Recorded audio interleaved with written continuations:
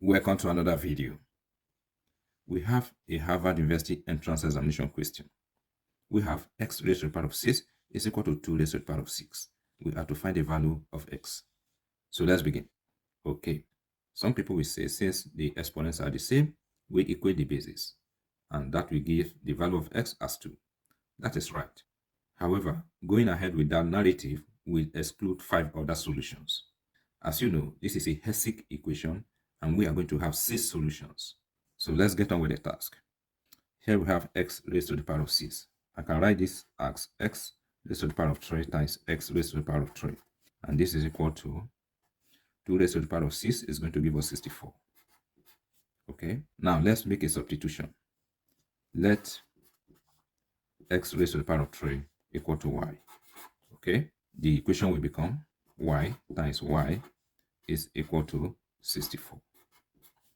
Y squared is equal to 64. If we take the square root of both sides, this square will cancel out the square root radical. We have that y is equal to plus minus 8. Okay, we are going to have two cases.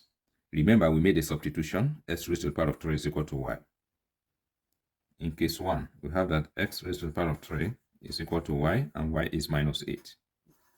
And in case 2, we have that x raised to the power of 3 is equal to y, and y is equal to 8. Let us deal with this one first. Let us equate everything to 0. So we have s cubed plus, this 8 can be written as 2 raised to the power of 3, and this is equal to 0. So here we have the sum of two cubes. We are going to introduce the sum of two cubes identity. This is the sum of two cubes identity. A cubed plus b cubed is equal to a plus b times a squared minus ab plus b squared. Okay, now we are going to express our given equation in this format. Okay, x is represented by a and 2 is represented by b. A plus b, that is s plus 2, times a squared, that is s squared, minus ab, that is 2 times s, that will give us 2x, and b squared, that is 2 squared, that is going to give us plus 4. Okay, since this expression is equal to this expression, we are going to replace this expression with this. So we have two factors. Let us equate each of the factors to 0. Solving for x, we have that x is equal to minus 2. This is our first solution. And here we have a quadratic equation.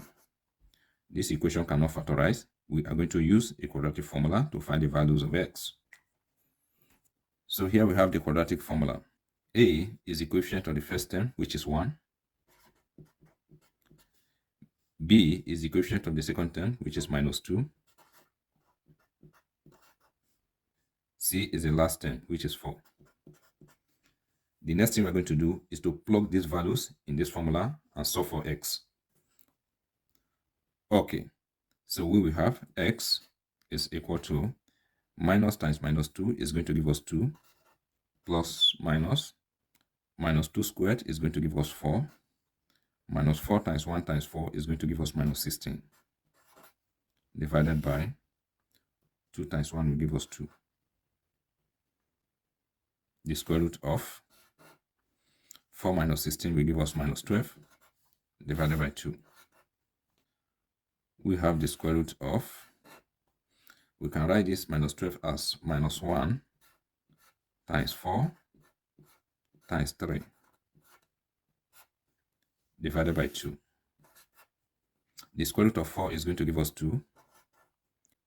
The square root of minus 1 will give us I, or iota, and we have the square root of 3, divided by 2. So x is equal to 2 divided by 2 is going to give us 1. We have plus minus, and 2 divided by 2 is going to give us 1. 1 times I will give us I. So we have I times the square root of 3. So we are going to have two values of s because of plus and minus. So we have x is equal to 1 plus iota times the square root of 3 we can call this S1 and we can call this S2 is equal to 1 minus iota times the square root of 3. S3, that is our first solution, which is minus 2. These are the three solutions from case 1. Now let us consider case 2. We have that S cubed is equal to 8. Let us equate everything to 0. We have S cubed minus 2 raised to the power of 3 is equal to 0. This is a difference of 2 cubes. We are going to introduce the difference of 2 cubes identity. So this is the difference of 2 cubes identity. X is represented by A and 2 is represented by B. We are going to express the left-hand side in this format. The next thing we're going to do is to replace S cubed minus 2 cubed with this expression. Okay? Now, let us equate each of the factors to 0. We have that x minus 2 is equal to 0. And here we have that s squared plus 2x plus 4 is equal to 0. Solving for x, we have that x is equal to 2. This is a solution. And here we have a quadratic equation. This quadratic equation will not factorize. We are also going to use a quadratic formula to solve for the values of x. All right, we have the quadratic formula. A is the coefficient of the first term, which is 1. So A is equal to 1. B is the coefficient of the second term, which is 2.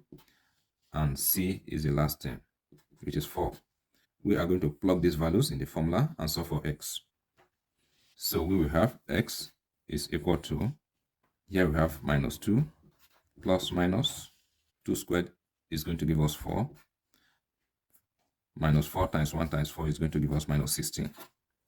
Divided by 2 times 1 is going to give us 2. 4 minus 16 will give us minus 12. Divided by 2.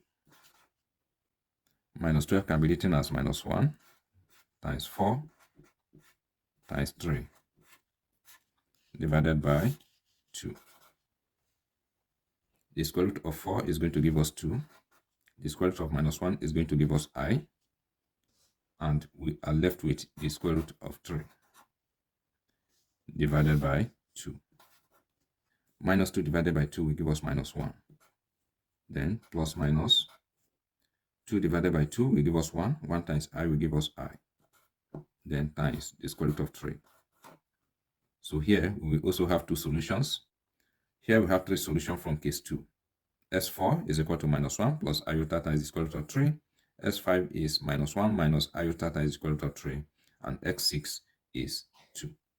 All right. So here we have the sixth solution to the Hessick equation. Thank you once again for watching this video. If you find the video helpful, please subscribe to my channel. And do remember to like, comment, and share this video. All the best.